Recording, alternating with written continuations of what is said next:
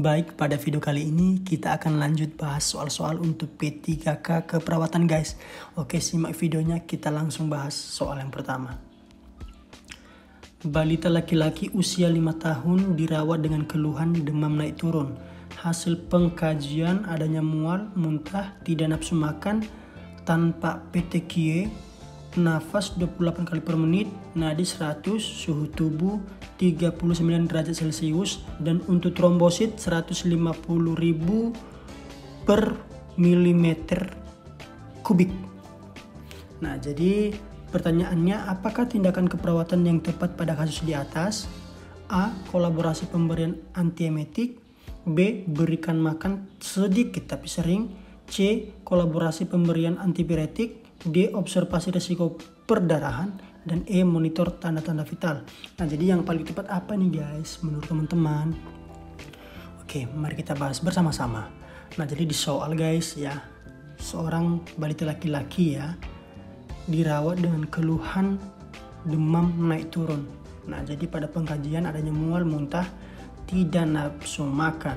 Dan yang paling penting ini guys ya, si pasiennya itu ada PTQ ya.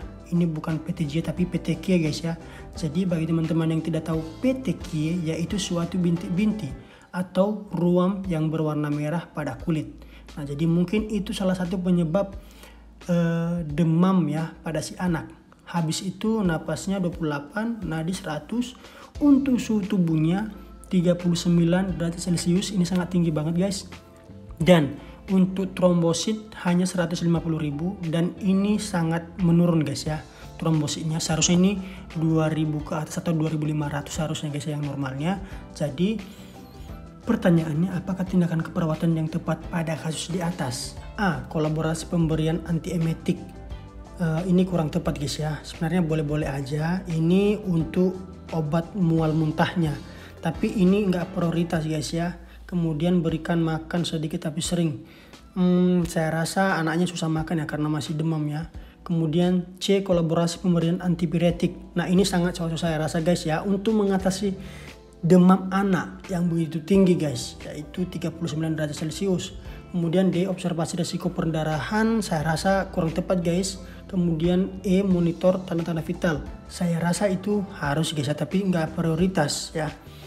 Karena nanti pada saat kita memberikan antipiretik, nah itu baru kita monitoring lagi nih bagaimanakah suhu tubuhnya, apakah sudah turun atau belum, seperti itu guys ya. Jadi yang paling tepat adalah yaitu C. Kolaborasi pemberian antipiretik.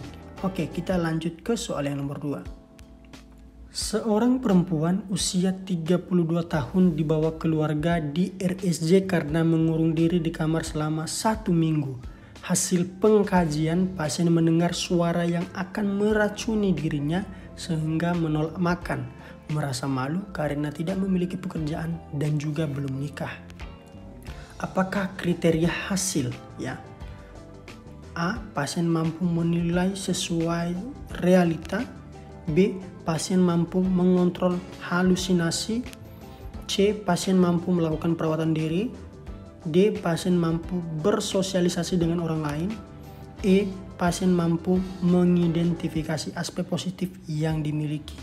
Nah, untuk kasusnya ini guys ya, seorang pasien ya mengurung diri di kamar selama 1 minggu. Nah, jadi dari hasil pengkajian perawat ya, pasien mendengar suara yang akan meracuni dirinya.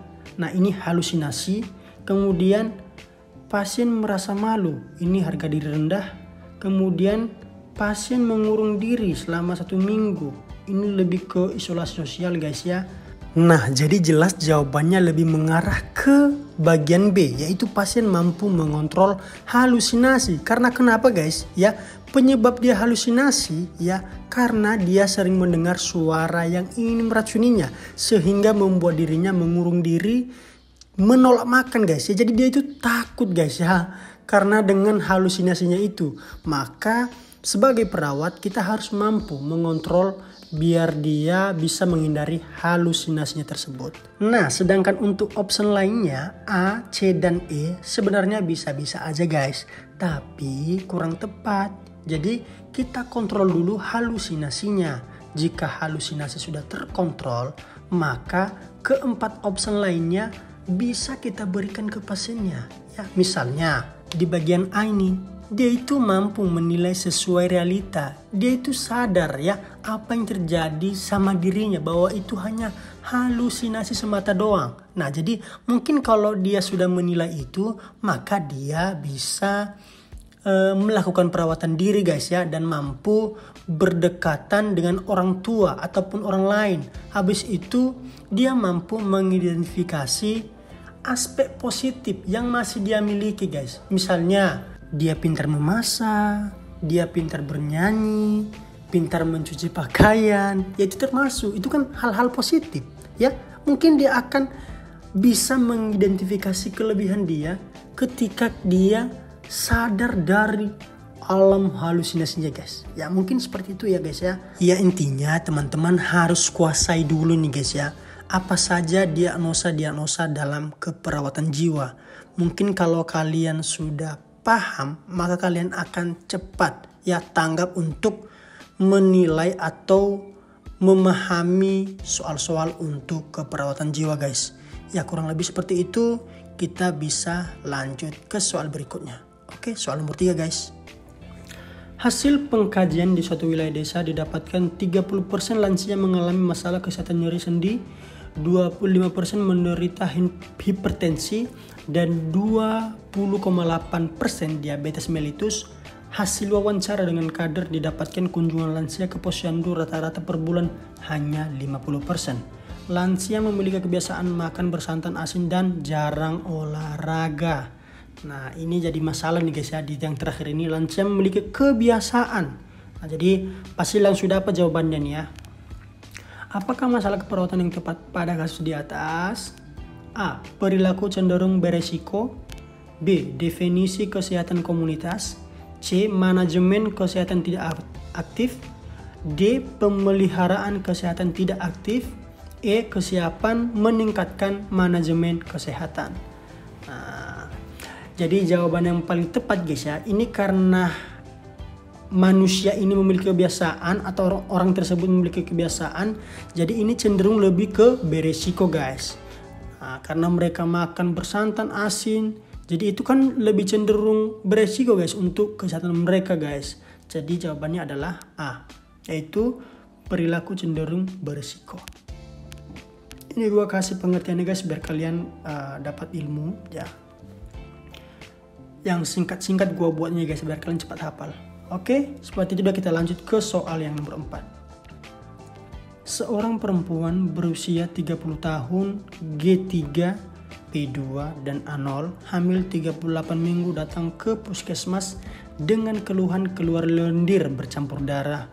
Hasil pengkajian, pasien mengatakan perut mules, skala nyeri 6. Aduh, langsung skala nyeri berarti ini kayaknya nyeri jawabannya nih guys ya. Terus tekanan darah 100, HR normal, RR normal, pembukaan serviks 6 cm, ketuban utuh, kepala di Hodge kedua. Nah, jadi apakah masalah keperawatan yang tepat pada kasus tersebut? A. Nyeri persalinan. B. Intoleransi aktivitas. C. Gangguan mobilisasi fisik. D. Mekanisme coping adaptif. E. Perubahan nutrisi kurang dari kebutuhan. Oke guys, jawabannya langsung dapat nih guys ya.